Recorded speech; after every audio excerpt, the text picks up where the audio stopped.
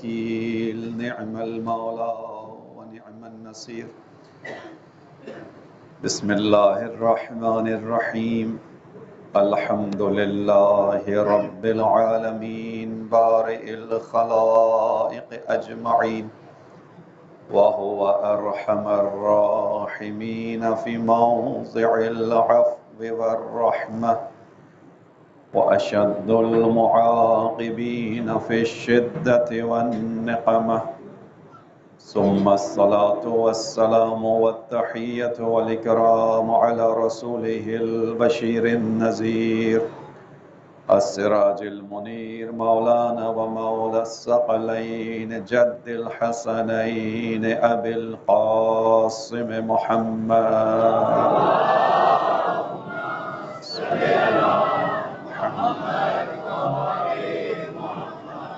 وعلى أهل بيته الطيبين الطاهرين المعصومين المظلومين الذين أذهب الله عنهم الرجس وطهرهم تطهيرا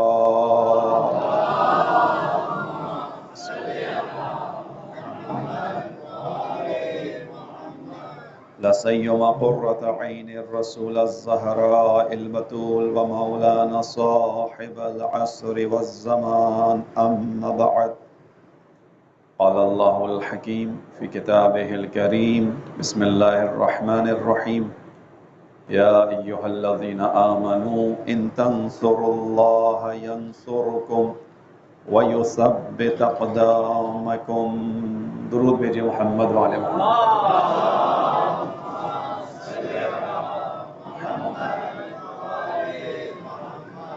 عزیزان محترم، خداوند عالم کی بارگاہ میں شکر گزار ہوں کہ اس نے آپ جیسے مومنین کی خدمت میں آنے کی سعادت مجھ حقیر کو عطا فرمائی۔ یہ جملہ مبالغے میں نہیں کہا، اخلاص کے ساتھ اور سچائی کے ساتھ بیان کر رہا ہوں، کیونکہ اس جگہ کی کچھ برکت، معنویت نظر آ رہی ہے۔ یہاں جو اہتمام ہے، جو بینرز ہیں، ان کے اندر شعور نظر آ رہا ہے، ان کے اندر تعلیمات اہل بیت علیہم السلام کا اثر نظر آ رہا ہے۔ یہ باتیں خدا شاہد ہے، آپ کو خوش کرنے کے لیے نہیں کہہ رہا، لیکن اصول یہ ہے کہ اگر کوئی چیز قابل تعریف ہو تو اس کی تعریف کرنی چاہیے، اگر کوئی کام درست ہو تو اس کی تائید کرنی چاہیے، حق کا ساتھ دینا چاہیے۔ کہیں پر بھی میں نے ایسے بینرز کو لگا ہوا نہیں دیکھا، مخصوصاً یہ جو سامنے بینر لگا ہوا ہے کہ تفرقہ اتنی بری چیز ہے کہ ہارون علیہ السلام نے گوسالہ سامری کو برداشت کر لیا لیکن تفرقے کو برداشت نہیں کیا۔ اس کے اندر بہت بڑا پیغام ہے، بہت اہم پیغام ہے اس کے اندر، اور یہ یقیناً یہاں کے مومنین کی جو ہے وہ الحمدللہ فہم و فراست کے اوپر گواہ ہے۔ یہ چیز جو تصاویر یہاں پر آویزاں ہیں، جو میں دیکھ رہا ہوں کہ ہاتھ سے لکھی ہوئی چیزیں یہاں پر لگائی گئی ہیں، یہ مومنوں کے اخلاص کی دلیل ہے۔ اس اعتبار سے میں واقعی اپنے آپ کو خوش نصیب سمجھ رہا ہوں کہ خدا نے مجھ کو آپ جیسے مومنوں کے درمیان آنے کی سعادت عطا فرمائی۔ بس خدا کرے کہ میں بھی اپنی 4 دن کی جو گفتگو رہی گی میری آپ کے ساتھ، اس کے اندر آپ کی طرح ہی اخلاص کے ساتھ آپ کے سامنے مطالب کو پیش کر سکوں انشاءاللہ۔ خدا سے دعا کریں کہ خدا ہم سب کی توفیقات میں اضافہ فرمائے، ہم سب کو خالصانہ خدمت کی توفیق عطا فرمائے، ہم سب کو ریاکاری سے نجات عطا فرمائے، اور ہم سب کو اپنے دین کی خدمت کا موقع فراہم فرمائے۔ اپنی ان دعاؤں کی قبولیت کے لیے ایک مرتبہ صلوات پڑھ دیجیے گا۔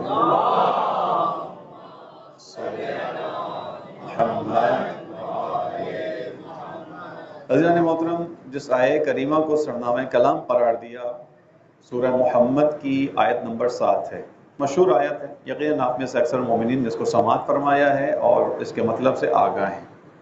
خداوند عالم مومنوں کو خطاب کر کے اس میں ایک امر بیان کر رہا ہے۔ اس سے پہلے کہ میں اس آیت کو اور اس کے ترجمے کو بیان کروں، جہاں کہیں بھی قرآن سے متعلق کوئی گفتگو آتی ہے، میں ایک نقطہ ضرور بیان کرتا ہوں، مخصوصاً سب کے لیے یہی بات ہے، لیکن جو جوان بیٹھے ہوئے ہیں کہ یہ جو انشاءاللہ امید ہے آئندہ کی، یہ بچے یہ جوان انشاءاللہ زمانے کے امام کے ظہور کا زمینہ فراہم کرنے والے ہیں۔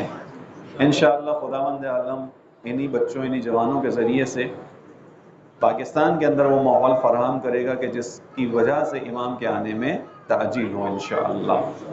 اگرچہ یہ ذمہ داری فقط بچوں پہ نہیں ہے، یہ ذمہ داری فقط جوانوں پہ نہیں ہے، حتیٰ یہ ذمہ داری فقط مردوں پہ نہیں ہے۔ ہم کربلا کے ماننے والے ہیں، اور کربلا نے پیغام دیا کہ حق کی تبلیغ، حق کی ترویج بچوں کے ساتھ ساتھ بوڑھوں پر بھی واجب ہے، نہ فقط مردوں پر ہے بلکہ خواتین پر بھی ہے۔ اگر واقعی کربلا کے بعد خواتین اپنا کردار ادا نہ کرتی تو کربلا کا پیغام کربلا کے اندر ہی رہ جاتا۔ خواتین نے کربلا کے اس پیغام کو اپنے دوش پر اٹھایا، مشکلات میں چلی، رسن بستہ چلی، تازیانے کھاتی رہیں، مشکلات برداشت کی، لیکن حق کے پیغام کو قریہ قریہ کوچہ کوچہ پہنچایا ہے۔ بس اس کام کے اندر سب شامل ہیں، انشاءاللہ خدا ہم سب کو اس کام میں شامل فرمائے۔ آیت کو آپ کے سامنے بیان کروں اس سے پہلے ایک نقطہ یہ چاہوں گا کہ اس پہ توجہ رکھیے گا۔ قرآن کریم کے بارے میں ایک فیصلہ کریں۔ میری گفتگو ہی ہوتی ہے، جیسا برادر بزرگان نے کہے کہ میری مشکل کو آسان کر دیا، کہ بعض لوگ جو ہیں وہ خطابت کے جوہر دکھانے کے اندر مطلب کو ضائع بھی کر دیتے ہیں اور کسی اور سے نکل جاتے ہیں۔ نہ خطابت آتی ہے، اعتراف کر رہا ہوں، نہ آتی ہے، نہ اس کی کوشش کرتا ہوں، سادہ انداز میں گفتگو کرتا ہوں۔ انشاءاللہ چونکہ انہوں نے جب بیان کیا مجھے حوصلہ ملا کہ یہاں کے مومنین الحمدللہ ان چیزوں کو سمجھتے ہیں۔ سادہ طریقے سے بات کریں گے اور ایک دوسرے کے ساتھ چلیں گے انشاءاللہ۔ ایک دوسرے کے ساتھ چلنے کے لیے آپ کو توجہ میری طرف رکھنی پڑے گی اور صلوات کو بر وقت پڑھ کر میری مدد فراہم کرنی ہوگی۔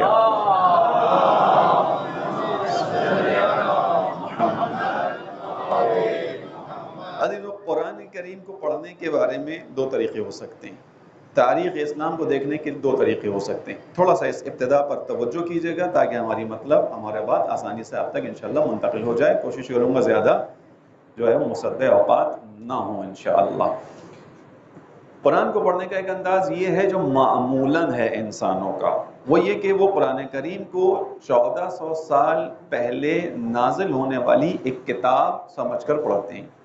1400 سال پہلے ایک نبی آیا، اس نے آنے کے بعد کہا کہ میں آخری النبی ہوں، میں افضل الانبیاء میں سے ہوں، خداوند عالم نے میرے اوپر نبوت کو ختم کر دیا، اور اس کے بعد اس نبی پر خداوند عالم نے کتاب نازل کی جو قرآن کی صورت میں ہے۔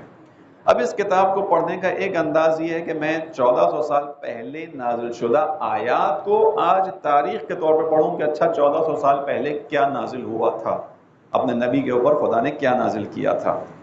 اس کے بعد جب میں اس انداز میں پڑھوں گا، توجہ انشاءاللہ ہے نا آپ کی میرے ساتھ، جب میں اس انداز میں پڑھوں گا تو کیا کروں گا، جہاں کہیں بھی یا ایھا الذین آمنوا آیا ہوا ہوگا میرا ذہن فوراً جائے گا یا ایھا الذین آمنوا، یعنی 1400 سال پہلے کے جو مؤمنین تھے، مثلا ابو ذر، مثلا سلمان، مثلا مقداد، مثلا مولا متقیان علی ابن ابی طالب علیہ الصلوۃ والسلام، صلی محمد۔ میں پھر اس آیت کی طرف متوجہ ہونے کے بعد کن لوگوں کو سمجھوں گا یا ایھا الذین آمنوا، جب کہا قرآن نے یا ایھا الذین آمنوا، یعنی اے مقداد، ابو ذر، سلمان، علی ابن ابی طالب علیہ السلام اور جو چند مومنین تھے۔ اس کا مطلب یہ ہوا کہ جب میں نے ان کو مومن سمجھ کر اس آیت کو پڑھا، اب میں ان آیات کو فقط ثواب کی نیت سے پڑھ لوں گا کہ میں اس کو پڑھ کر اپنے لیے کچھ حاصل کر لوں، ثواب حاصل کر لوں، یعنی اپنا بینک بیلنس بڑھا لوں۔ ابھی بینک بیلنس فقط دنیا کے بینک کا نہیں ہوتا، ایک کھاتا ہمارا ایک اور جگہ کھلا ہوا ہے، وہ کھاتا حقیقی کھاتا ہے۔ یہ جو آپ بیٹھے ہوئے ہیں اس کا ایک کھاتا ہے اللہ کی بارگاہ میں، اس کا ایک حساب ہے۔ آپ ایک چیز انویسٹ کر رہے ہیں، ایک چیز خرچ کر رہے ہیں، اس کے بدلے کچھ حاصل کر رہے ہیں۔ ابھی اسی لمحے خرچ کیا کر رہے ہیں؟ آپ اپنے وقت کو کہ اگرچہ دیا ہوا خدا ہی کا ہے، آپ اپنی توانائی کو اگرچہ دی ہوئی خدا ہی کی ہے۔ ہم میں سے کس کے اندر ہماری اپنی قوت اور طاقت موجود ہے؟ کوئی ہے جو ہاتھ کھڑا کر کے کہے کہ میرے اندر میری قوت ہے؟ ہمیں خداوند عالم نے اس غرور سے نکالا ہے۔ کہاں نکالا ہے؟ جب ہم نماز پڑھتے ہیں، ایک رکعت سے دوسری رکعت کے لیے اٹھتے ہیں، بظاہر ایک نارمل عمل ہے، ایک عادی عمل ہے، لیکن ایک رکعت سے دوسری رکعت سے اٹھنے میں ہم کہتے کیا ہیں؟ بحول اللہ، اللہ کے ارادے سے، وقوتہ، اسی کی قوت سے، اقوم و اقعد، میں کھڑا ہو رہا ہوں اور بیٹھ رہا ہوں۔ ایک رکعت سے دوسری رکعت کا فاصلہ طے کر رہا ہوں، کر تو میں رہا ہوں، لیکن حقیقت میں ہمیں نکالا اس تعجب و غرور سے کہ دیکھو اپنی طرف توجہ نہیں کرنا، یہ جو تم اٹھ بیٹھ رہے ہو، یعنی یہ جو میں ابھی ہاتھ اٹھا رہا ہوں، اس کا ترجمہ کیا ہے؟ یہ جو میں ہاتھ اٹھا رہا ہوں یہ قوت میری نہیں ہے۔ اگر انسان کے پاس اس کی اپنی قوت ہو تو پھر کبھی وہ قوت زائل نہیں ہونی چاہیے، پھر کبھی کسی انسان کو فلج نہیں ہونا چاہیے، پھر کبھی کسی انسان کو بیمار نہیں پڑنا چاہیے، چونکہ اپنی قوت ہے۔ خدا بار بار کہہ رہے ہیں دیکھو توجہ رکھو، اسی لیے نماز واجب ہے۔ نماز کیا کرتی ہے؟ جناب سیدہ سلام اللہ علیہا کے مطابق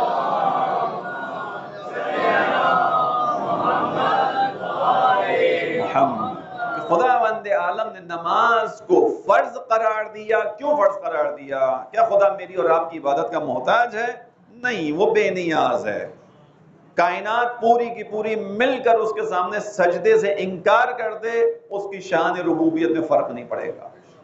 پورے انسان مل کر اس کے سامنے سجدہ ریز ہو جائیں، اس کی الوہیت میں اضافہ نہیں ہوگا۔ وہ ایک ایسا بے نیاز ہے، نہ ہم اور آپ مل کر اس کی شان میں اضافہ کر سکتے ہیں، نہ اس کی شان گھٹا سکتے ہیں۔ تو اس نے پھر نماز کیوں فرض قرار دی؟ تاکہ میں اور آپ اپنے راستے پر چل سکیں۔ جناب سیدہ نے کیا بیان کیا؟ خدا نے نماز اس لیے فرض قرار دی ہے تاکہ تمہارے وجود کے تکبر کو عاجزی میں بدل سکے۔ تمہارے تکبر، وجود کے تکبر کو، یہ جو وجود کا تکبر ہے کون سا؟ توجہ کیجئے گا، یہ تکبر عزیزان محترم وہی چیز ہے کہ جس کے ذریعے سے 6000 سال عبادت کرنے والا ایک لمحے میں خدا کی بارگاہ سے مردود قرار پا گئے۔ ایک لمحے کے اندر کون ہے وہ؟ شیطان ملعون، ابلیس۔ 6000 سال عبادت ہے۔ مولا متقیان کا خطبہ ہے نہج البلاغہ میں کہ اس نے 6000 سال عبادت کی، 6000 سال سجدے کیے، 6000 سال قیام کیا، اور خداوند عالم کا نظام نظام عدل ہے۔ خوب توجہ سے سنیے گا انشاءاللہ اس باتوں کو۔ وَكَانَ مِنَ الْجِنِّ، قرآن میں خدا کہہ رہا ہے وَكَانَ مِنَ الْكَافِرِينَ، وہ تھا ہی کافروں میں سے، وہ تھا ہی جنات میں سے۔ تو خدا سے کوئی سوال کرے کہ پروردگار جب وہ تھا ہی کافر تو نے اس کو ملائکہ کے ساتھ کیوں بٹھایا تھا؟ اسے الگ رکھتا۔ خدا کا جواب کیا آئے گا؟ خدا کا جواب یہ ہے کہ میں اس زمین کے اوپر نظام عدل چلاتا ہوں۔ خدا کیا ہے؟ خدا عادل ہے۔ ہم توحید کے ساتھ کس چیز کو بیان کرتے ہیں؟ خدا کی کتنی صفات ہیں؟ بچوں سے سوال پوچھوں گا، بچے اگر جواب دے دیں ساتھ ساتھ۔ اصول دین میں کتنی چیزیں ہیں؟ 5۔ کون کون سی؟ توحید، عدل، نبوت، امامت، قیامت۔ شاباش، خدا تمہیں سلامت رکھے۔ توحید کے ساتھ ہم کیا بیان کرتے ہیں؟ عدل۔ حالانکہ خدا کی صفات تو اور بھی بہت ساری ہیں۔ ہم توحید کے ساتھ رحمانیت کو بیان نہیں کر رہے، رحیمیت کو بیان نہیں کر رہے، اس کی رازقیت کو بیان نہیں کر رہے، صفت عدل کو بیان کر رہے ہیں۔ اہم ہے، ہمیں ایسے ہی نہیں سکھائی گئی ساری چیزیں۔ کیوں؟ اس لیے کہ عدل کا مطلب یہی کہ زمین کا نظام، توجہ رکھیے گا، اس زمین کا نظام عدل کے اوپر چل رہا ہے۔ اب یہاں پہ کچھ کہنا چاہ رہا ہوں، زمین کا نظام عدل پر ہے۔ عدل کا مطلب یہ کہ خداوند عالم جو اس کے نظام کے تحت چلے گا اس کو برکت دے گا، چاہے اس کے نظام پر چلنے والا کافر ہی کیوں نہ ہو۔ نظام عدل الہی، نظام عدل ہے۔ کیا ہے نظام عدل کا تقاضا زمین کے اوپر؟ بیان کیا گیا العلم سلطان، علم پاور ہے، نالج از پاور۔ جس کے پاس علم ہے وہ آگے۔ اب آپ خود انصاف سے بتائیے، جو مغربی ممالک ہیں جہاں کفر کا نظام ہے وہ آگے ہیں یا نہیں ہیں؟ کیوں آگے ہیں؟ سوال ہے میرا خداوند عالم سے، کیا کہ تجھے کافر پسند ہیں؟ کیا تجھے اچھے لگتے ہیں کافر؟ خدا کا جواب ہے نہیں، سجدہ نہیں کرتے، انکار کرتے ہیں۔ تمہارے علاوہ وہ آگے کیوں ہیں؟ خدا کا جواب ہے اس لیے کہ وہ دنیا کے لیے جو نظام بنایا گیا ہے اس نظام پر چل رہے ہیں۔ مسلمان پیچھے کیوں ہیں؟ اس لیے کہ مسلمان اس نظام سے پیچھے ہیں۔ مسلمانوں نے اپنے درمیان سے کس چیز کو نکال دیا؟ علم کو نکال دیا۔ جب علم کو نکال دو گے تو ترقی نہیں ملے گی، نظام یاد لیں گے، بس توجہ رکھیے گا۔ لہذا قرآن کریم کو پڑھنے کا ایک انداز یہ ہو گیا کہ میں 1400 سال پہلے کی آیت سمجھ کر پڑھوں اور اپنے لیے فقط ثواب حاصل کروں۔ حقیقی طریقہ کار قرآن کو پڑھنے کا کیا ہے کہ جب میں قرآن کی آیت پڑھوں، آیا یہ قرآن قیامت تک کے لیے ہے یا نہیں ہے؟ ہے؟ ایسے ہی ہے۔ وہ قرآن کریم کس کی کتاب ہے؟ مومن کی ہے، منافق کی ہے، کافر کی ہے؟ مومن کے لیے۔ ذالک الکتاب لا ریب فیہ، یہ وہ کتاب ہے جس میں کوئی شک نہیں ہے. کس کو ہدایت کرے گی؟ ہدل للمتقین، ہدایت کرے گی کس کو؟ جو صاحب تقوی ہوگا، متقی ہوگا. میں متقی کا ترجمہ آپ کے لیے آسان کر دوں، بچوں کے لیے مخصوصاً، یعنی جو امام المتقین علی ابن ابی طالب کا ماننے والا ہوگا، یہ قرآن اس کو ہدایت کرے گا، اس کو ہدایت کرے گا. کیوں؟ کیونکہ امام المتقین کے پیچھے چلنے والا ہی متقی ہو سکتا ہے. بس میرا اور آپ کا تعلق قرآن سے بہت زیادہ نزدیکی ہو گیا. میرا اور آپ کا تعلق چونکہ علی سے ہے، اور علی امام المتقین ہے، اور قرآن کس کی ہدایت کر رہا ہے؟ متقیوں کی ہدایت کر رہا ہے. توجہ کیجئے گا. اب دوسرا قرآن سے پیغام لے نہ لے وہ ہمارا مسئلہ نہیں ہے. اگر میں قرآن سے دور ہوں تو اس کا مطلب ہے کہ میں اپنے ایمان کے راستے پر نہیں چل رہا ہوں. توجہ رکھیے گا. اور اب جو دوسرا طریقہ قرآن کو پڑھنے کا وہ یہ کیا کہ قیامت تک کے لیے ہماری ہدایت کے لیے آیا ہے.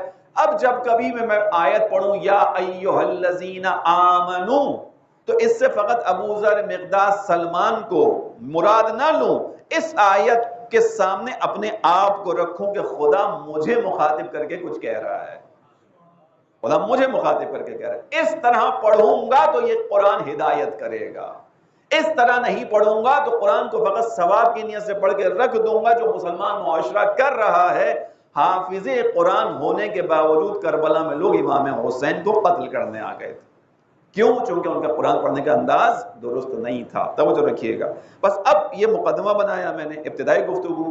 آیت کیا کہہ رہی ہے جس کو آپ کے سامنے سرنامہ کلام قرار دیا؟ 4 دن اسی پہ گفتگو انشاءاللہ رہے گی. یا ایھا الذین آمنو، ہماری بات ذہن میں آپ کے. اب جب آپ نے اس آیت کو سنا، کیا سمجھ کے سنیں؟ ابو ذر، مقداد، سلمان فقط مراد نہیں ہے. یہاں جتنے افراد بیٹھے ہوئے ہیں، پردے کے پیچھے جو ہماری بہنیں بیٹھی ہوئی ہیں، وہ سب اس آیت کو یہ سوچ کے سنیں کہ خدا اس وقت مجھے مخاطب کر کے کچھ کہہ رہا ہے. کیا کہہ رہا ہے خدا بند عالم؟ اب توجہ رکھیے گا. مومن کی عظمت کتنی ہے کہ خدا اسے مورد خطاب قرار دیتا ہے. مومن کی عظمت ہے کہ خدا اسے مورد خطاب قرار دیتا ہے. انسان اپنے آپ کو عہدے داروں کے ساتھ وابستہ کر کے سمجھتا ہے کہ عزت ملتی ہے.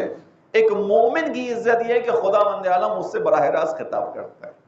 یعنی خدا بند عالم نے عظمت دی ہے انسان کو، مومن کو عزت دی ہے. بس یا ایھا الذین آمنو، اب اس کو آپ اجنبی کی طرح نہیں سننا. اس آیت کو 4 دن آپ کے سامنے پڑھوں گا، آپ نے اجنبی کی طرح نہیں سننا.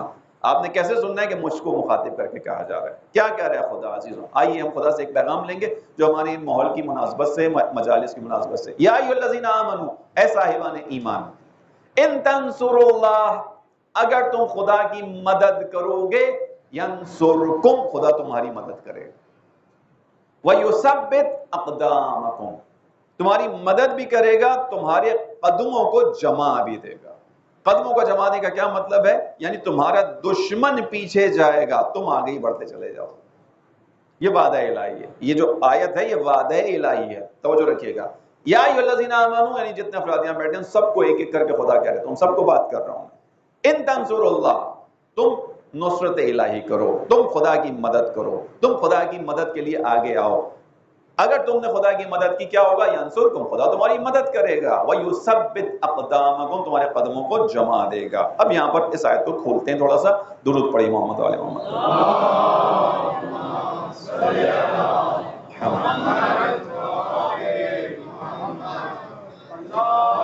جزاک اللہ بیٹا.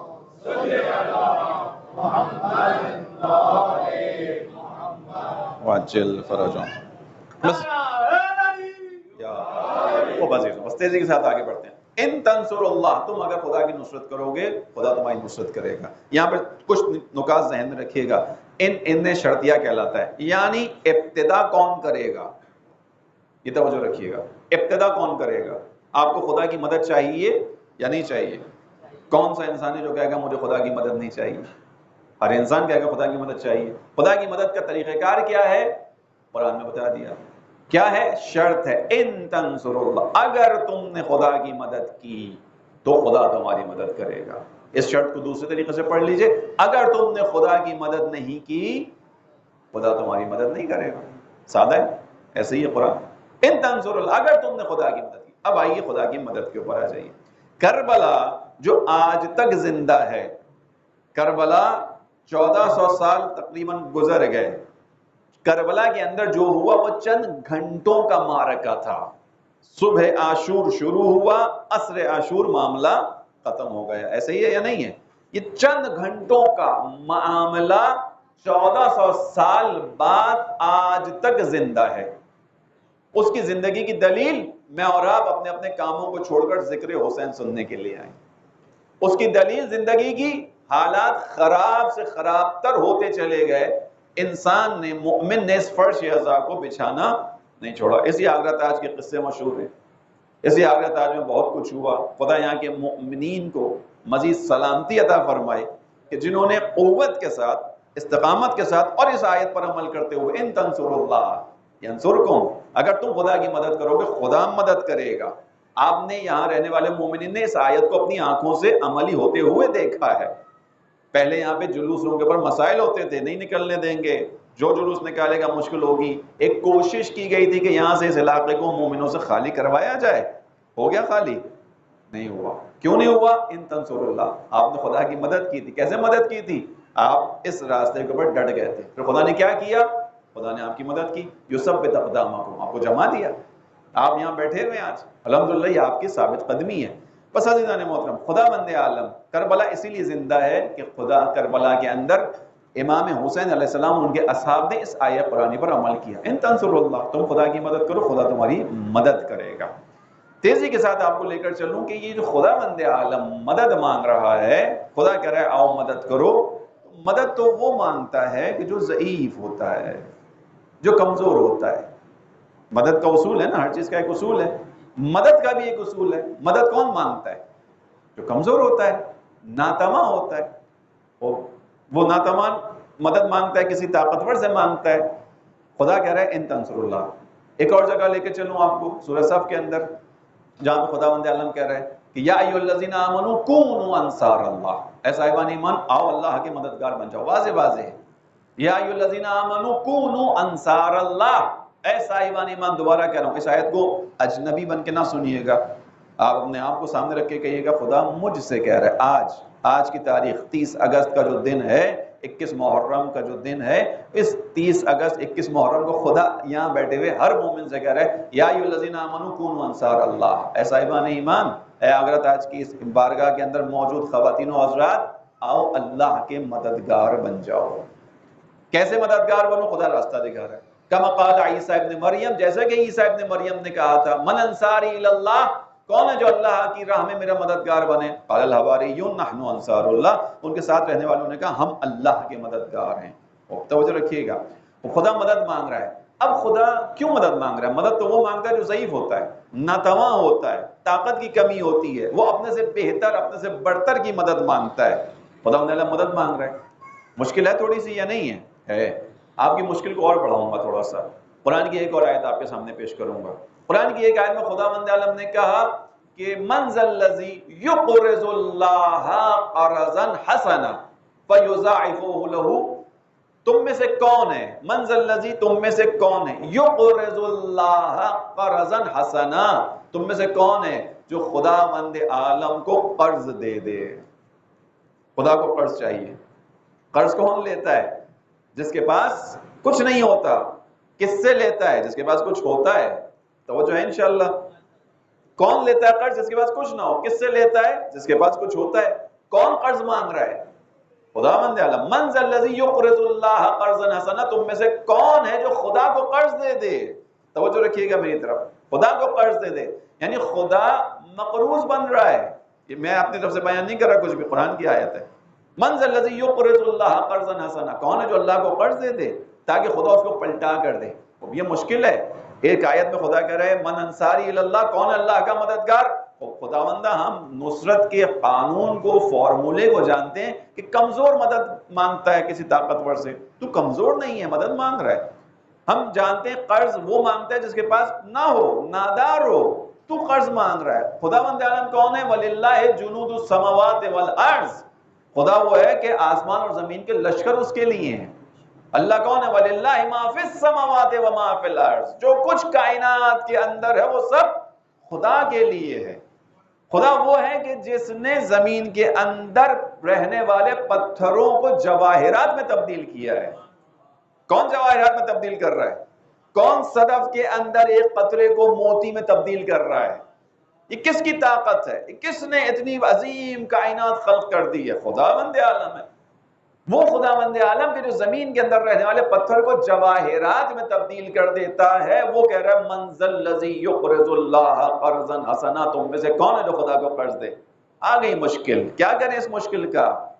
یہی یہاں پہ آپ کے سامنے بیان کروں کہ ایسی ہی مشکلات قرآن میں آئیں گی، چونکہ قرآن میں بہت ساری باتیں ایسی آئیں گی جو ہمیں عام انسان کو سمجھ نہیں آئیں گی۔ اسی لیے اللہ کے رسول اہتمام پورا کر کے گئے تھے۔ اللہ کے رسول نے فقط قرآن نہیں چھوڑا تھا، اللہ کے رسول نے انہی چیزوں کے لیے کہا تھا انی تارکن فیکم الثقلین کتاب اللہ و عترتی اہل بیتی ما ان تمسکتم بہما لن تضلوا بعدی ولن یفترقا حتی یرد علی الحوض۔ اے مسلمانوں، میرے جانے کا وقت ہے، میں جا رہا ہوں، تمہیں ہدایت کی ضرورت ہے، قیامت تک کے لیے ضرورت ہے، میرے بعد کوئی نبی نہیں ہے، میں جا رہا ہوں، لیکن یاد رکھو دو چیزیں چھوڑ کے جا رہا ہوں۔ کیا چھوڑ کے جا رہا ہوں؟ ایک قرآن اور ایک میرے اہل بیت۔ یہ ان دونوں سے جڑے رہنا، اگر ان دونوں سے جڑے رہو گے تو کیا ہوگا؟ کوئی گمراہی نہیں آئے گی، ان دونوں میں کوئی فرق نہیں پڑے گا، ان دونوں میں کوئی جدائی نہیں آئے گی۔ کب تک؟ یہاں تک کہ دونوں حوض کوثر پر آ جائیں، یہاں تک کہ دونوں ایک ساتھ میرے پاس آ جائیں حوض کوثر پر۔ عزیزوں، قرآن اور اہل بیت میں جدائی نہیں آ سکتی۔ اس کی ایک دلیل دے دوں، مصائب نہیں ہے، اس کی ایک دلیل دے رہا ہوں۔ امام حسین علیہ السلام کے کٹے ہوئے سر کا تلاوت کرنا بتا رہا ہے کہ قرآن اور اہل بیت جدا نہیں ہو سکتے۔ کٹا ہوا سر تلاوت کر رہا ہے، بتا رہا ہے کہ قرآن اور اہل بیت جدا نہیں ہے۔ وہی اسی طرف امام اشارہ کر رہے ہیں شاید قرآن کی آیت کی تلاوت کر کے۔ ہر چیز کے اندر حکمت ہے، ائمہ علیہ السلام کے ارکام میں حکمت ہے۔ کٹا ہوا سر تلاوت کر رہا ہے، شاید پیغام دے رہا ہے کہ دیکھو تم نے اس کو مارا ہے کہ جس کو اللہ کا رسول تمہاری ہدایت کے لیے چھوڑ کر گیا تھا۔ اللہ کے رسول نے کہا تھا کہ دونوں ایک ساتھ رہیں گے، قرآن اور اہل بیت، اور کٹے ہوئے سر سے تلاوت کر کے بتا رہا ہوں ہمارا تعلق ایسا ہے کہ بدن نہ بھی رہے تب بھی تو ہمارا تعلق قرآن سے موجود ہے۔ اب یہاں پر ہی اب جب مشکل آ گئی، کون ہے اللہ کا مددگار، کون ہے خدا کو قرض دینے والا، یہ مشکل ہے۔ اس مشکل کو کیسے حل کریں گے؟ جو مفسرین قرآن ہیں وہی حل کریں گے۔ اس کے لیے ہمیں چلنا پڑے گا اسی دروازے پر کہ جس کو اللہ کے رسول نے علم کا دروازہ قرار دیا ہے، یعنی مولا متقیان کا دروازہ۔ اب اس چیز کا حل امام علی نے بیان کیا، خطبہ نمبر 183، اس کے اندر امام علی نے بیان کیا یہ جو خداوند عالم استنصار کر رہا ہے یعنی مدد مانگ رہا ہے، یہ جو خداوند عالم استقراض کر رہا ہے یعنی قرض مانگ رہا ہے، امام علی بیان کر رہے ہیں، کہہ رہے ہیں کہ یہ اس وجہ سے نہیں کہ خداوند عالم نادار ہو گیا، نعوذ باللہ من ذالک، خداوند عالم لاچار ہو گیا، نعوذ باللہ من ذالک، خدا کی طاقت ختم ہو گئی، ایسا نہیں ہے، بلکہ خداوند عالم کیا کرنا چاہ رہا ہے؟ اراد ان یبلوکم ایکم احسن عملا، خدا اس مدد مانگنے کے ذریعے سے تمہاری آزمائش کر رہا ہے کہ تم میں سے کون اچھا عمل انجام دینے والا ہے۔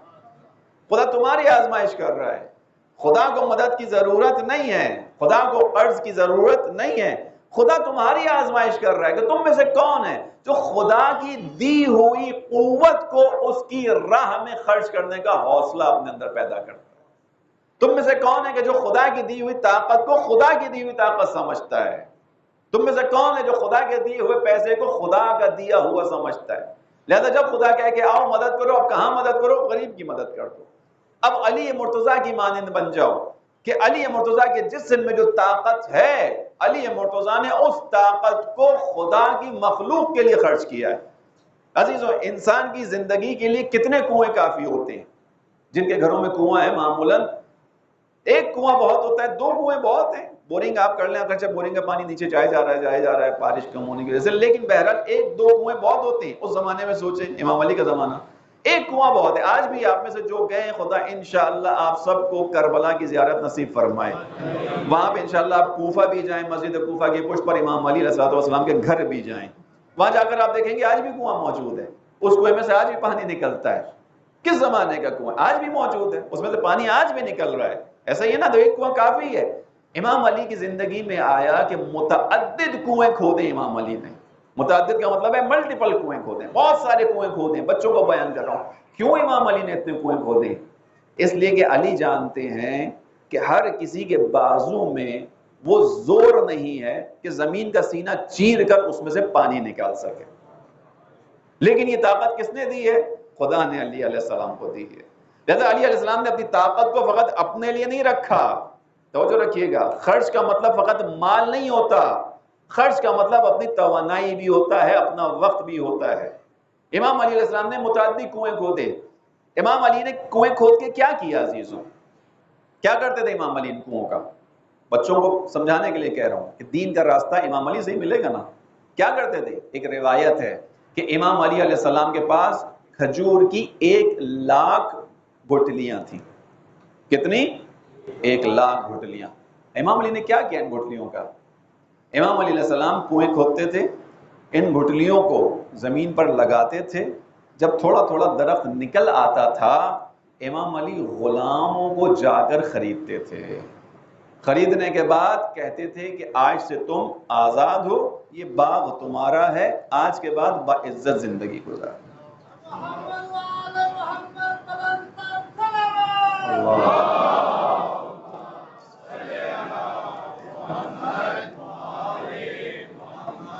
یعنی کیا کر رہے ہیں امام علی اس زمانے میں؟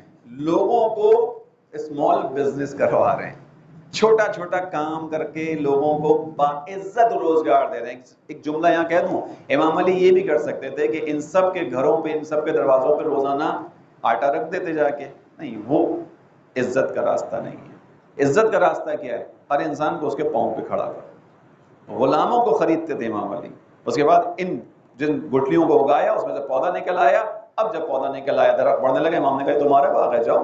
کسی کو 100 باغ دے دیے، کسی کو 100 درختوں کا باغ دیا، کسی کو زیادہ کم دیا. یہ راستہ ہے. بس توجہ رکھیے گا، من ذا الذی یقرض اللہ قرضا حسنا. خدا نے یہ جو امام علی بیان کر رہے ہیں کہ تم سے جو مدد مانگی ہے، قرض مانگا، اس لیے نہیں کہ خدا لاچار ہو گیا، نعوذ باللہ، خدا کے پاس کمی پڑ گئی. نہیں، خدا تمہارا امتحان لے رہا ہے، خدا تمہیں آزما رہا ہے کہ تم خدا کی دی ہوئی طاقت، قوت، توانائی کو کہاں صرف کرتے ہو. پھر امام علی آگے بیان کرتے ہیں فبادروا باعمالکم، بس دوڑو اپنے عمل کے ذریعے سے، دوڑو خدا قربت عطا کرے. فبادروا باعمالکم وتکونوا مع جیران اللہ فی دارہ، اپنے اس عمل کے ذریعے سے دوڑو، عمل کرو، اس عمل کے ذریعے سے آگے بڑھو تاکہ تم خداوند عالم کی بارگاہ میں جو خدا کے نزدیک ہیں ان کے ہمسایہ بن سکو.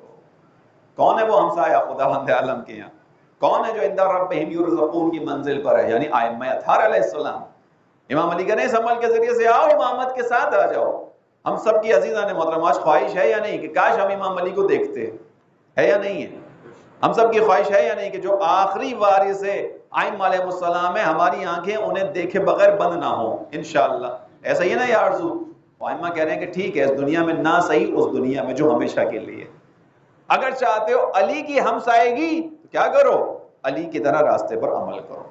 یہ راستہ خود امام علی نے فبادروا باعمالکم، آؤ اس راستے کے ذریعے سے، آؤ دوڑو اس راستے پر، چلو عمل کرو تاکہ ان لوگوں کے ساتھ کہ جو خدا کے نزدیک ہیں ان کے ہمسائے بن سکو. بس یہ جو مدد خدا طلب کر رہا ہے عزیزان محترم، خدا اس لیے نہیں کر رہا کہ خدا ناچار ہو گیا، لاچار ہو گیا، خدا کے یہاں کسی چیز کی کمی ہے. خدا مجھے اور آپ کو آزما رہا ہے. اس آزمائش کی خاطر ہی میں اور آپ خلق ہوئے ہیں. یہاں پر ہم میں سے کسی کو بھی یہ کہنے کا اختیار نہیں ہے کہ میں یہ امتحان نہیں دینا چاہتا. یہ آپشنل نہیں ہے، کمپلسری ہے. جیسے ہمارے یہاں میٹرک کے اندر پیپرز ہوتے ہیں، آپشنل ہوتے ہیں، کمپلسری ہوتے ہیں، اختیاری ہیں اور لازمی ہیں. لازمی ہے، خدا نے پیدا ہی اس لیے کیا ہے. وہ الذی خلق الموت والحیات، اس خدا نے موت اور حیات کو خلق کیا. باراللہ کیوں کیا؟ لیبلوکم ایکم احسن عملا، تاکہ تمہاری آزمائش کرے تم میں سے کون اچھا عمل کرنے والا ہے، تم میں سے کون احسن عمل کرنے والا ہے. توجہ رکھیے گا اس نقطے کی طرف. احسن عمل کا کیا ترجمہ ہے؟ کہ تم میں سے کون لمبی لمبی نمازیں پڑھتا ہے، تم میں سے کون زیادہ روزے رکھتا ہے، تم میں سے کون زیادہ حج پہ جاتا ہے. نہیں، یہ ترجمہ نہیں ہے اس کا. لیبلوکم ایکم احسن عملا، کہ تم میں سے کون بہترین اور شائستہ عمل کرنے والا ہے. کیا ترجمہ کروں اس کا؟ اس کا ترجمہ یہ ہے کہ خداوند عالم اعمال کی کثرت کو نگاہ میں نہیں رکھتا، خداوند عالم اعمال کی کیفیت کو نگاہ میں رکھتا ہے. 2 رکعت پڑھو، طریقے سے پڑھو. ماہ رمضان کے روزے رکھو، نہیں رکھ سکتے مستحب روزے، ٹھیک ہے، مستحب روزے آگے بڑھنے کے لیے نہیں ہے ہمت، نہیں ہے طاقت، کوئی مسئلہ نہیں، واجب تھوڑی کیے میں نے، مستحب ہے جو رکھ سکے رکھے. لیکن واجب کہاں کیا؟ ماہ رمضان کا، اس کو صحیح سے رکھو. اس کو صحیح سے رکھنے کا کیا مطلب ہے؟ روزہ کیا کرے گا جو قرآن نے بیان کیا؟ اگر تم نے صحیح روزہ رکھا تو کیا کرو گے؟ تم علی مرتضیٰ سے ایک قدم نزدیک ہو جاؤ گے۔ یہ ترجمہ کیا ہے میں نے قرآن کی آیت کا؟ کیا ترجمہ ہے قرآن کی آیت کا؟ یا ایھا الذین آمنوا کتب علیکم الصیام کما کتب علی الذین من قبلکم لعلکم تتقون۔ اے صاحبان ایمان تم پہ روزہ فرض قرار دیا جیسے تم سے پہلوں پر فرض قرار دیا، کیوں؟ تاکہ تم اس کے ذریعے سے متقی بن سکو۔ متقی بننے کا کیا مطلب ہے جو ابھی بیان کیا؟ امام المتقین کے حلقے میں آ سکو۔ تقوی کا مطلب کیا ہے؟ علی کے ساتھ ہو سکو۔ خدا علی کے ساتھ کرنے کے لیے ساری چیزیں کروا رہا ہے۔ عزیزان محترم توجہ رکھیے گا، لہذا خدا نے کہا ایکم احسن عملا، اس لیے خلق کیے گا۔ امتحان ہے عزیزوں، ہم میں سے کوئی یہ نہیں کہہ سکتا مجھے امتحان نہیں دینا، آ گئے دنیا میں دینا ہے۔ اب جب دینا ہے تو راستہ کیا طے کرنا ہے؟ خدا کا احسان ہے کہ اس نے ہمارے سامنے اس امتحان کو دینے کے لیے ائمہ جیسی عظیم ہستیوں کو قرار دے دیا۔ ائمہ جیسی عظیم ہستیاں ہیں کہ جہاں تمہیں معاملات میں پیچھے ہٹنا ہو مصلحت کی خاطر، امام حسن مجتبیٰ کا کردار ہے۔ اگر تمہیں ڈٹنا ہو کسی جگہ اپنے حق کی خاطر، دفاع کی خاطر، حسین علیہ السلام کا کردار ہے۔ اگر حالات خراب ہوں، تمہیں تعلیمات کے ذریعے سے آگے بڑھنا ہو، شعور اجاگر کرنا ہو، معاشرے سے جہالت ختم کرنی ہو، امام جعفر صادق امام باقر کا کردار ہے۔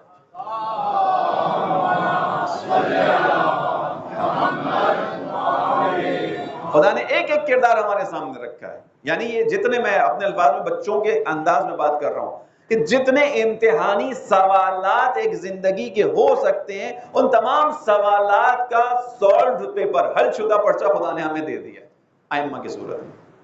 کوئی مشکل، کوئی راستہ آپ اپنی زندگی کا سوچ لیے، ائمہ علیہ السلام کی سیرت سے باہر نہیں ہوگا۔ چیلنج سے یہ بات کر رہا ہوں، کوئی بھی آپ کے اوپر آنے والے امتحان ہوگا، ائمہ کی سیرت سے باہر نہیں ہوگا۔ ہر جگہ سیرت امام کام کرے گی، ہر جگہ سیرت امام کام آئے گی۔ بس خدا نے اس لیے خلق کیا عزیزوں، ان تنصروا اللہ ینصرکم، اگر تم خدا کی مدد کرو گے خدا تمہاری مدد کرے گا، خدا تمہارے قدموں کو جما دے گا۔ اس کا مطلب ہے خدا مددگار مانگ رہا ہے۔ عزیزان محترم بس یہاں پہ ایک جملہ کہہ دوں کہ خدا اگر مومن کو مددگار بنا سکتا ہے اور مومن کی مدد کو اپنے لیے نزدیک کر سکتا ہے اور مومن کی مدد سے اپنے کاموں کو آگے بڑھا سکتا ہے، تو اگر خدا اپنی جانب سے کسی کو ید اللہ بنا کر اس کو اپنے کاموں میں شریک کرے تو یہ شرک کیسے ہو سکتا ہے؟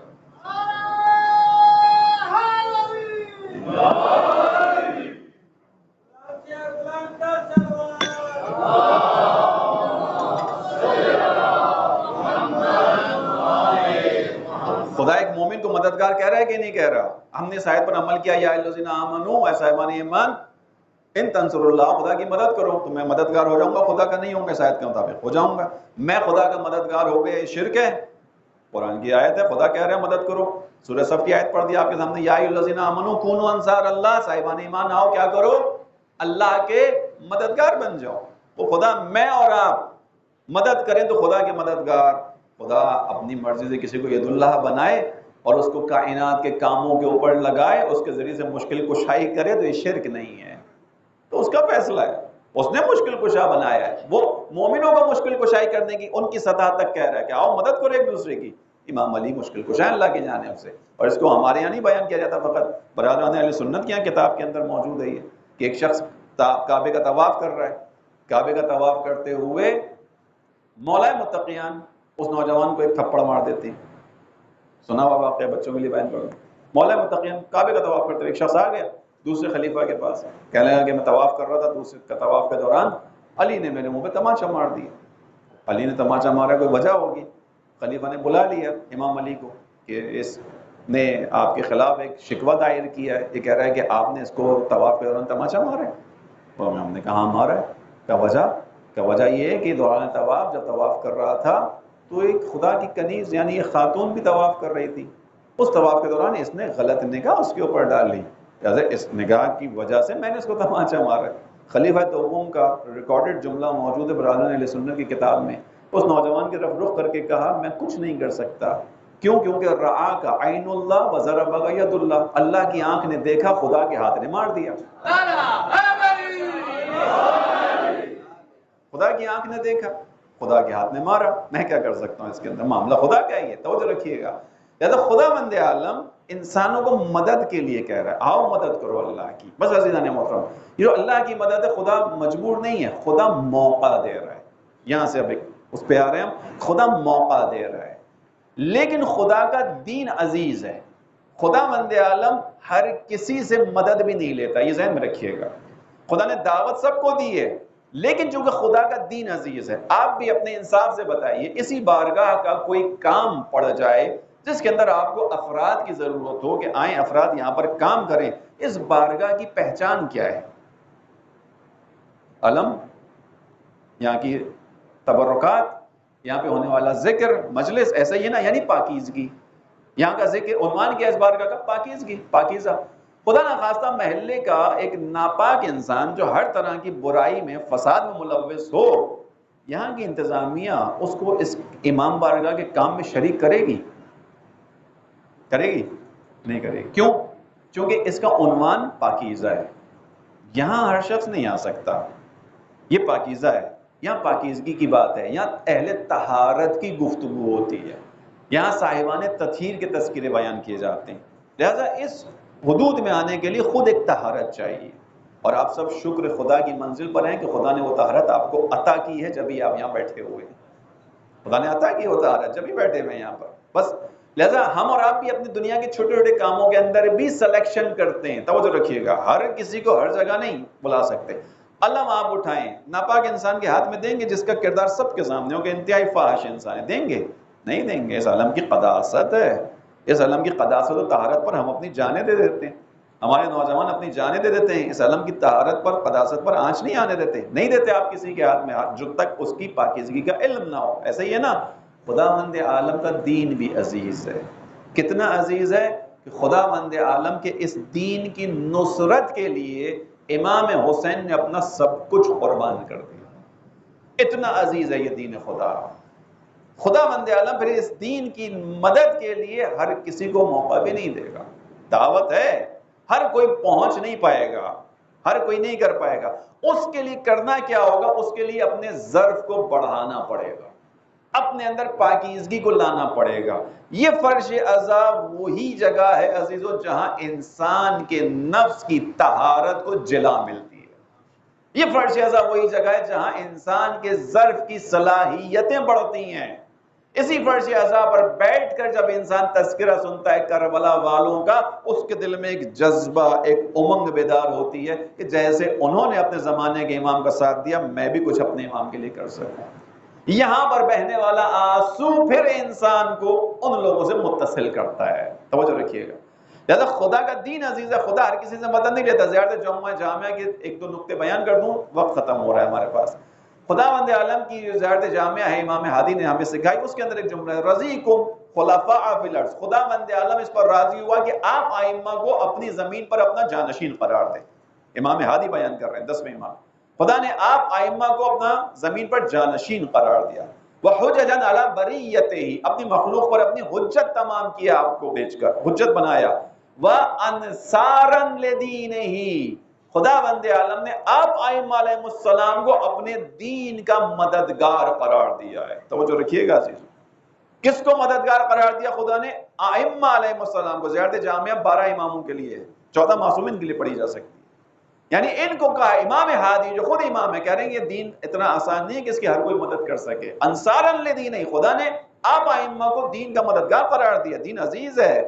اب جب دین عزیز ہے، خدا ہر کسی کو اس کی نصرت کی توفیق نہیں دے گا. یعنی خدا نے راستہ کھولا ہے، اس توفیق تک اب پہنچنا ہے. عزیزوں، یہ مجلس اعزا اس جگہ تک پہنچاتی ہے.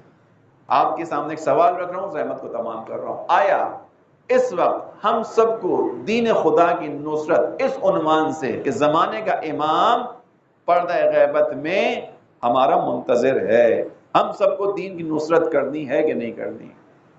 ہم پر فرض ہے یا نہیں ہے؟ نہیں ہے، ہم پر فرض ہے. جو علی کا ماننے والا ہے اس پر دین کی نصرت فرض ہے. ہم اور آپ دعائے عہد پڑھیں نہ پڑھیں. دعائے عہد کیا ہے جو ہم روزانہ پڑھتے ہیں؟ دعائے عہد کا جملہ کیا ہے؟ پروردگار میں آج کی اس صبح میں اپنے زمانے کے امام کے ساتھ تجدید بیعت کر رہا ہوں. یعنی ان کے ہاتھ پہ ہاتھ رکھ کے پھر کہہ رہا ہوں مولا میں آپ کا غلام ہوں، مولا میں آپ کا ہوں. کوئی یہ نہ بھی پڑھے تو اس کا کیا مطلب ہے کہ اس کے اوپر امام زمانہ کی بیعت نہیں ہے؟ ایسا نہیں۔ عزیزان محترم، ایک سادہ سا سوال ہے، اس وقت جو میری اور آپ کی زندگی، یعنی اس وقت میں اس ممبر پر بیٹھ کے سانس لے رہا ہوں، آپ زمین پر سماعت فرماتے ہوئے سانس لے رہے ہیں، یہ سانس کیوں چل رہی ہے؟ اس لیے کہ زمین کا نظام چل رہا ہے۔ زمین کا نظام کیوں چل رہا ہے؟ اس لیے کہ ایک حجت خدا ہے جس کی وجہ سے زمین کا نظام چل رہا ہے۔ ایک حجت خدا ہے، اس کی وجہ سے زمین کا نظام چل رہا ہے۔ خوب توجہ رکھیے گا، زمین کا نظام کیا ہوگا؟ تو بالا ہو جائے گا اگر حجت خدا نہ ہو۔ ہمارے پاس ایک روایت ہے جس کو بیان کیا جاتا ہے کہ جب رسول اللہ معراج پر تشریف لے کر گئے تھے تو وقت تھم گیا تھا۔ سنی ہوئی ہے روایت، وقت تھم گیا تھا۔ بہت سی چیزوں کے بارے میں بیان کیا جاتا ہے کہ وہ چیزیں ویسی تھیں جیسے تھیں۔ کیوں وقت تھم گیا تھا؟ اگر یہ روایت کو ہم صحیح مانتے ہیں، اس کو صحیح مانتے ہوئے لیں، کیوں وقت تھم گیا تھا؟ اس لیے کہ اس وقت حجت خدا زمین پر نہیں تھی۔ معراج پہ کہتے رسول اللہ، حجت خدا زمین پر نہیں تھی، وقت تھم گیا تھا، یعنی زمین کا نظام کام نہیں کر رہا تھا۔ یہ دقائق ہیں قرآن کے، سمجھیے گا اس چیز کو۔ حجت خدا ہے۔ میری اور آپ کی جو سانس چل رہی ہے کس کی وجہ سے چل رہی ہے؟ آپ کہیں گے کہ ہمارا جسم خودکار طریقے سے کام کرتا ہے، پھیپھڑے ہیں، تنفس کا ایک نظام ہے، ریسپیریٹری سسٹم ہے، وہ کام کر رہا ہے۔ نہیں، ایسا نہیں عزیزوں، یہ سانس اس لیے چل رہی ہے کہ زمین کے اوپر خدا نے سانس کا ذریعہ بنایا۔ وہ کون ہے؟ وہ امام زمانہ ہے۔ ہماری زندگی سب کچھ امام کا صدقہ ہے۔ اس امام کو پردہ غیبت سے واپس لانے کا کام ہمارا ہے یا نہیں ہے؟ آپ خود اپنے انصاف سے سوچئے گا، خود اپنے آپ کو جواب دیجئے گا۔ آیا امام عصر پردہ غیبت میں بیٹھ کر بہت خوش ہیں؟ آیا امام زمانہ مطمئن ہے پردہ غیبت میں بیٹھ کر؟ نہیں۔ زیارت ناہیہ سے جملے لے لوں، وہیں سے مصائب پر آؤں گا کہ جو امام زیارت ناہیہ میں یہ کہتا ہو کہ اے میرے مولا حسین، میں کربلا میں موجود نہیں تھا، اگر میں کربلا میں ہوتا آپ کے سامنے سپر بن جاتا، ڈھال بن جاتا، آپ کے اوپر آنے والے تیر کو اپنے اوپر لے لیتا، میں وہاں موجود نہیں تھا۔ اب کیا کرتا ہوں میں؟ فَلَأَنْدُبَنَّكَ صَبَاحًا وَمَسَاءً، اے میرے مولا میں صبح اور شام آپ پر روتا ہوں، صبح اور شام آپ پر روتا ہوں۔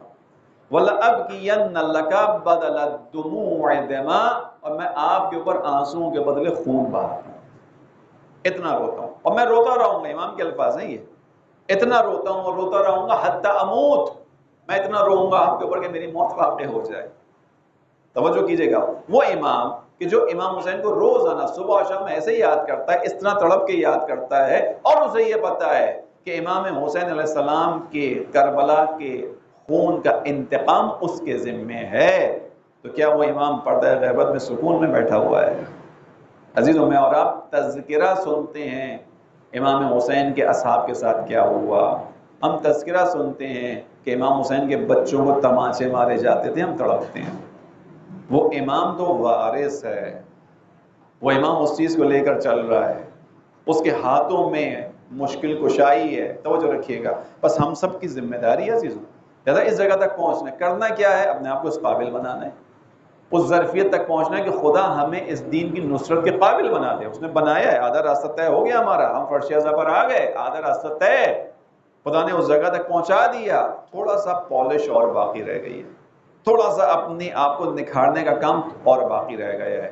یہ کیسے ہوگا؟ یہ کام وہی ہے کہ خدا سے مدد طلب کرنی ہے، بس خدا بند عالم کی نصرت کرنی ہے۔ خدا کی نصرت کیوں کرنی ہے؟ خدا محتاج نہیں ہے، خدا امتحان لے رہا ہے ہمارا، ہماری آزمائش ہے، خدا کی نصرت کی خاطر آگے بڑھیں۔ عزیزوں، میں نے عرض کیا دین عزیز ہے، ہر کسی کو نصرت کا موقع نہیں ملے گا، اس کے لیے اپنے آپ کو تھوڑا بنانا ہے۔ واقعہ بیان کروں اور آپ کی زحمت تمام کروں۔ واقعہ کیا ہے؟ امام حسین علیہ السلام کربلا آ رہے ہیں، کربلا آنے کے بعد ایک منزل آئی، منزل زوالہ، وہاں پر امام حسین علیہ السلام نے اپنا قیام کیا۔ قیام کے بعد سامنے ایک اور خیمہ نظر آیا، امام نے کہا کہ جاؤ معلوم کرو یہ خیمہ کس کا ہے۔ جانے والا شخص گیا، اس نے جانے کے بعد کہا کہ یہ خیمہ عبید اللہ ابن حر جوفی کا ہے۔ عبید اللہ ابن حر جوفی کوفے کا رہنے والا ہے، کوفہ والوں نے آپ کو معلوم ہے خط لکھے تھے بہت ساروں نے، کہا تھا امام کو آئیے۔ عبید اللہ ابن حر جوفی اپنے خیمے میں، امام نے اپنے غلام کو کسی کو بھیجا کہ جاؤ عبید اللہ کو دعوت دو، کہو کہ حسین عازم کربلا ہیں اور آپ حسین کا ساتھ دو۔ عبید اللہ ابن حر جوفی نے اس آنے والے قاصد کو منع کر دیا، کہ میں اس جنگ میں نہیں پڑھنا چاہتا. توجہ رکھیے گا کس چیز پہ واقعہ سنا رہا ہوں کہ بعض دفعہ انسان اس جگہ پہنچ جاتا ہے کہ جہاں نصرت دین ہے لیکن وہاں سے پلٹ آتا ہے اگر ظرفیت کی تکمیل نہ ہو, اگر اپنے آپ کو بنایا نہ ہو. اور یہ ہم سب کے لیے پیغام ہے, ہم سب کے لیے عبرت ہے. یہ امام نے اس کو آگے قاصد نے پیغام دیا, مولا اس نے منع کر دیا. اب توجہ رکھیے گا ایک ایک جملے پہ. امام خود اٹھے, اپنی جگہ سے چلے اور عبید اللہ ابن حر جوفی کے خیمے میں داخل ہو گئے. عزیزوں تصور کیجئے اس سے بڑی سعادت ایک انسان کے لیے کیا ہو سکتی ہے کہ زمانے کا امام خود چل کر آیا ہو کہ آؤ میری مدد کرو. آپ تو پردہ غیبت میں بیٹھ کر خدا سے کہتے ہیں خدا ہمیں امام کا ناصر بنا دے. زمانے کا امام خود چل کے آیا ہو, آنے کے بعد کہہ رہا ہو عبید اللہ آؤ میرا ساتھ دو. عبید اللہ تم نے خط لکھا تھا, عبید اللہ تم اہل کوفہ میں سے ہو, تم لوگوں نے خط لکھ کے بلایا. عبید اللہ اپنی جگہ سے اٹھا, قیام کیا, امام کا استقبال کیا, امام کو اپنی جگہ پر بٹھایا. اس کے بعد اس نے ایک جملہ کہا کہ میں جانتا ہوں آپ حق پر ہیں, آپ سچ پر ہیں, لیکن میں آپ کا ساتھ نہیں دے سکتا, میں آمادہ نہیں ہوں, لہذا میں تو ساتھ نہیں دے سکتا. آپ ایک کام کیجئے. کیا کیجئے؟ دو چیزیں آپ کو ہدیہ دیتا ہوں. کیا ہدیہ دیتا ہوں؟ ایک میری تلوار ہے کہ جس کو میں نے 1000 درہم میں خریدا تھا, بہت قیمتی تلوار ہے, بہت اچھا مال ہے, یہ آپ لے لیجئے. دوسرا میری سواری ہے. سواری کی خصوصیت یہ ہے کہ بہت اچھی نسل کا گھوڑا ہے, اس پر بیٹھ کر میں جب کبھی بھی کسی کے پیچھے گیا ہوں میں نے اس کو جا کے پکڑا ہے, اور جب میں کہیں آگے نکلا ہوں کوئی مجھ تک نہیں آ سکا. یہ سواری کی خصوصیات بیان کر رہا ہے. یعنی امام آئے ہیں کچھ اور لینے. توجہ رکھیے گا, آخری جملہ ہے, امام آئے ہیں کچھ اور لینے. یہ امام کو کسی اور چیز سے بہلانا چاہ رہا ہے.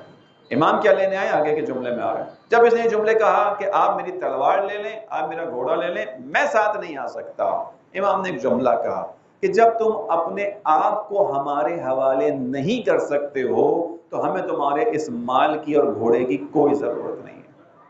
عزیزوں یہ جملہ فقط امام حسین کا نہیں ہے, یہ جملہ ہر امام کا ہے, مخصوصاً ہمارے زمانے کے امام کا بھی ہے. یعنی امام زمانہ مجھ سے اور آپ سے کیا چاہتے ہیں؟ مال نہیں. امام زمانہ مجھ سے کیا چاہتے ہیں؟ ہمارا نفس, ہمارا وجود.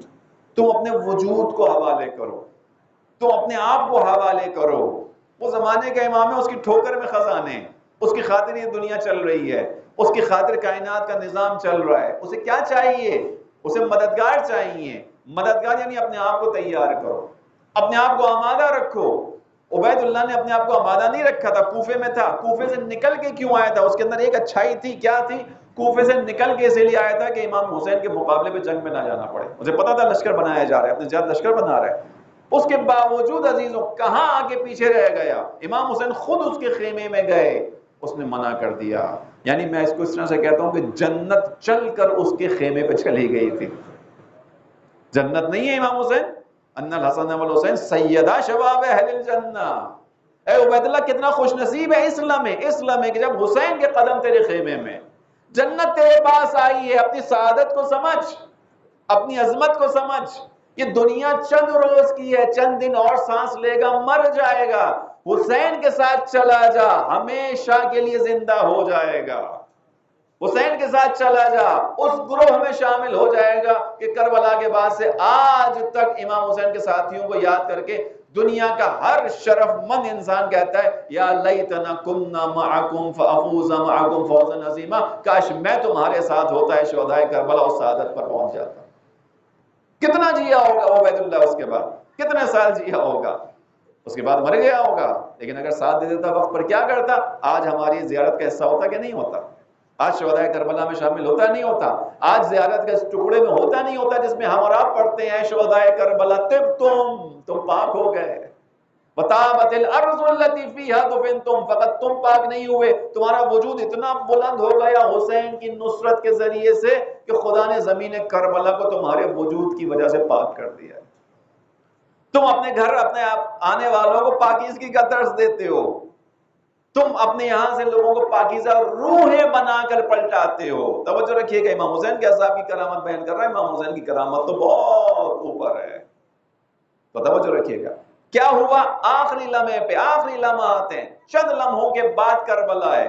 آمادگی نہیں تھی, نصرت کے لیے آیا ہے امام، یعنی نصرت امام نہیں، یہ دین خدا ہے، خدا کہہ رہا ہے، یہ اب آیت یہاں پہ تھی، ان تنصر اللہ، اگر تم خدا کی مدد کرو گے، آؤ خدا کے مددگار بن جاؤ، کونوا انصار اللہ، آؤ خدا کے مددگار بن جاؤ۔ مگر اس کی حرمہ نصیبی کہ امام حسین خود اس سے بلانے کا یہ نہیں آیا، خدا نہ کرے زمانے کا امام مجھے اور آپ کو اس طرح دیکھے۔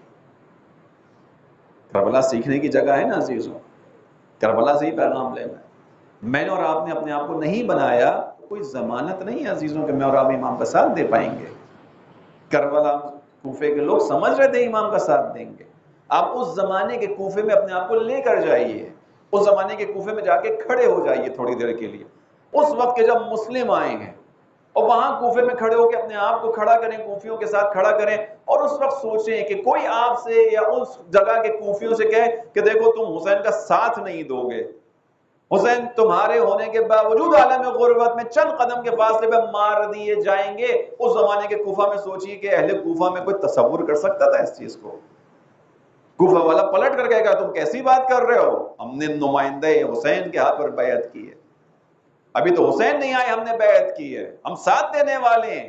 لیکن کیا ہوا، حقیقت ہے یا نہیں ہے؟ آمادگی کا نہ ہونا۔ چند لمحوں کے فاصلے پر کربلا، عبید اللہ ابن حرجوفی چند قدم سے پلٹ کر آ گیا۔ بس عزیزوں، یہ کربلا کے پیغامات ہیں۔ ان تنصر اللہ، آؤ خدا کی مدد کرو، خدا مدد کرے گا۔ خدا مددگار مانگ رہا ہے، خدا زمین پر نہیں آتا، خدا کے نمائندے کو مدد کی ضرورت ہوتی ہے۔ آئمہ علیہ السلام خدا کی زمین پر خدا کے نمائندے، اس مدد کے ذریعے سے بھی ہمیں اور آپ کو عزت ملنی ہے۔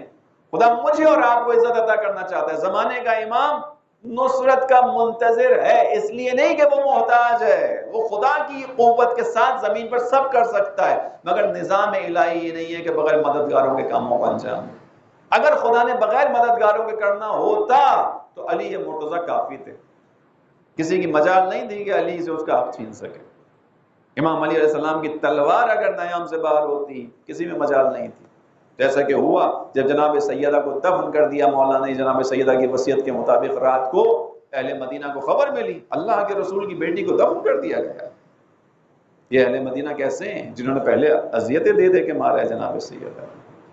یہ وہ ہیں کہ جو رسول اللہ کی بیٹی کے رونے کو برداشت نہیں کر پائے۔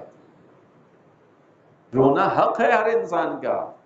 کہ اللہ کے رسول کی بیٹی کس پہ رو رہی تھی؟ کسی اجنبی پہ نہیں، اس نبی کے اوپر جس کا کلمہ پڑھ رہی تھی امت، اس پہ رو رہی تھی، برداشت نہیں کیا۔ امام علی نے بیت الحسن بنا دیا، وہ برداشت نہیں کیا، درخت کو کاٹ دیا جا کے۔ اس کے بعد جب دفن کر دیا امام علی نے جناب سیدہ کی وصیت کے مطابق، لوگوں نے کہا نہیں یہ تو بہت غلط ہو گیا، ہم مدینے کے اندر جو قبرستان ہے اس کی قبروں کو کھودیں گے، نبش قبر کریں گے، جہاں کہیں بھی جناب سیدہ دفن ہے لاش کو باہر نکالیں گے، جنازہ پڑھیں گے۔ اس خبر کو سنا امام علی نے کیا کیا؟ تلوار لے کر آئے، قبرستان بقیع میں تلوار کو زمین میں گاڑا، بیٹھ گئے، کہا جس میں مجال ہے وہ آ جائے کہ ایک قبر کو بھی کھول کے دیکھ سکے۔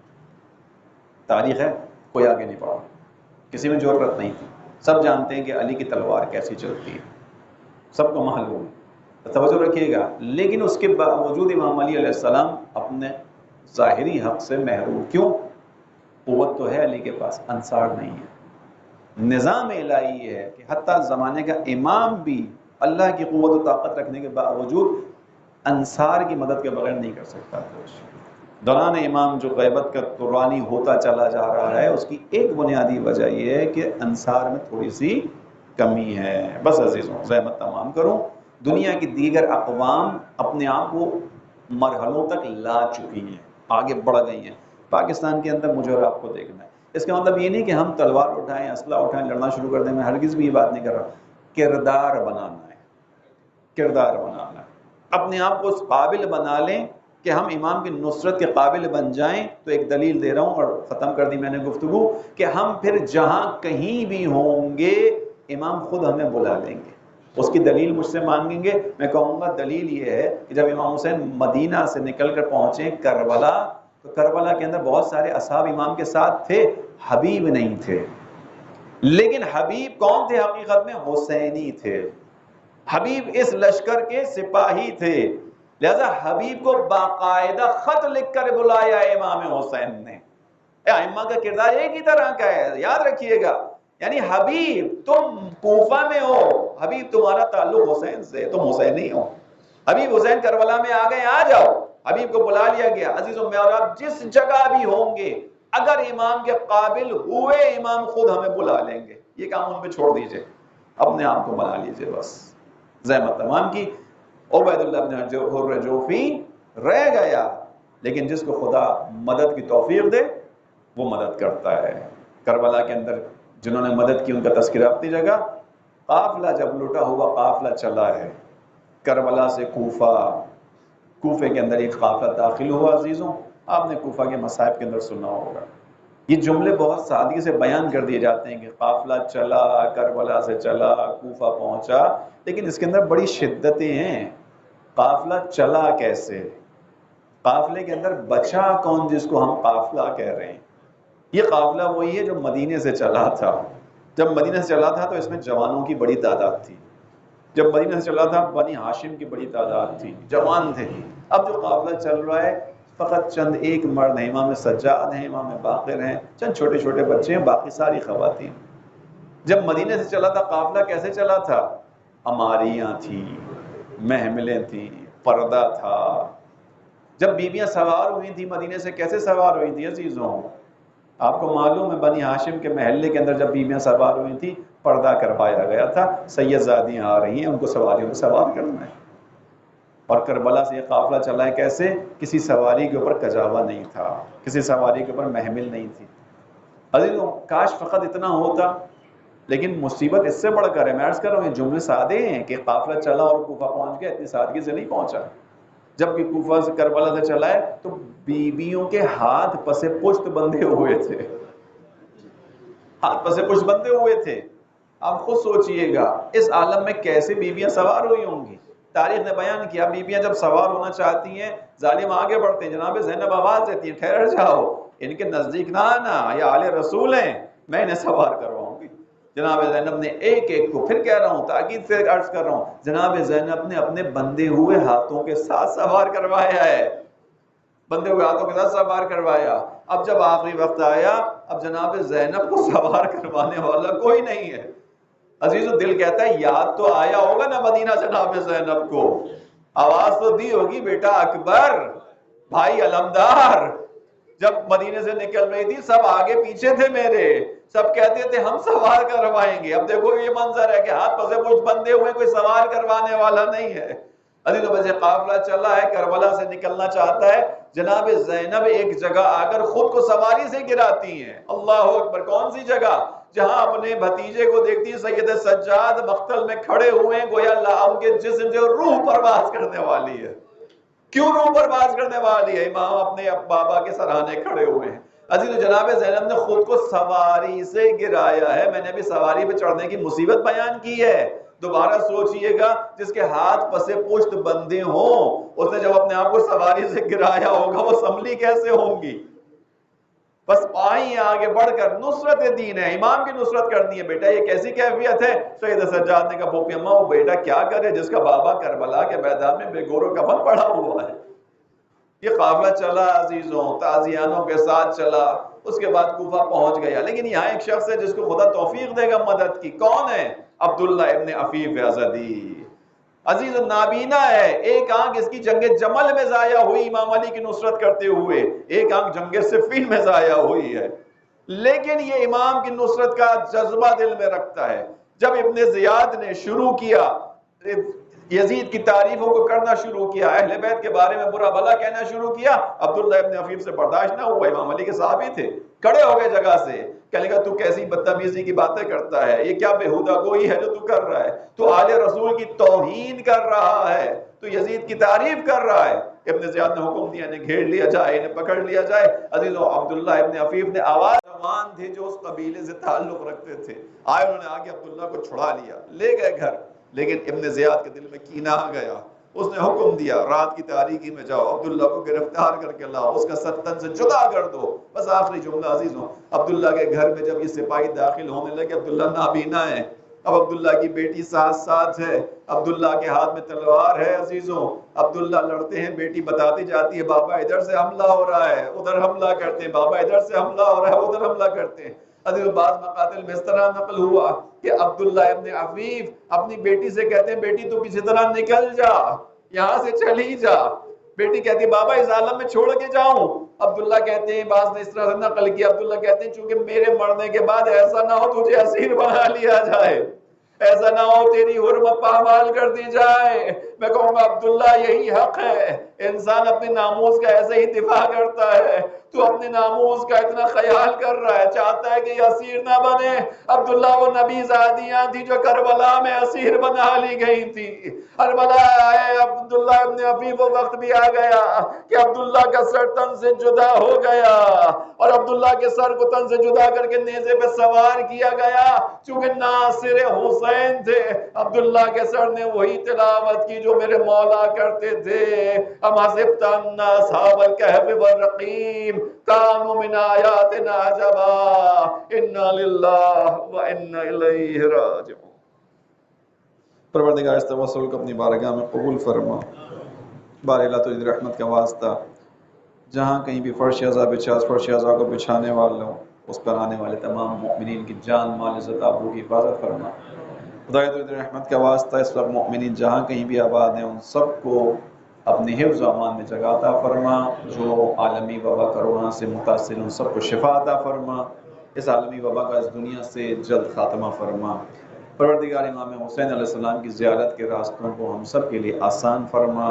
یہاں بیٹھے ہوئے تمام مؤمنین و مؤمنات کو امام حسین کی زیارت نصیب فرما۔ خدایا تجھے رحمت کا واسطہ، تمام مراجع اعظام کو، رہبر معظم کو صحت سلامتی طول عمر عنایت فرما۔ اپنی آخری حجت کے ظہور میں تعجیل فرما۔ ماتم حسین۔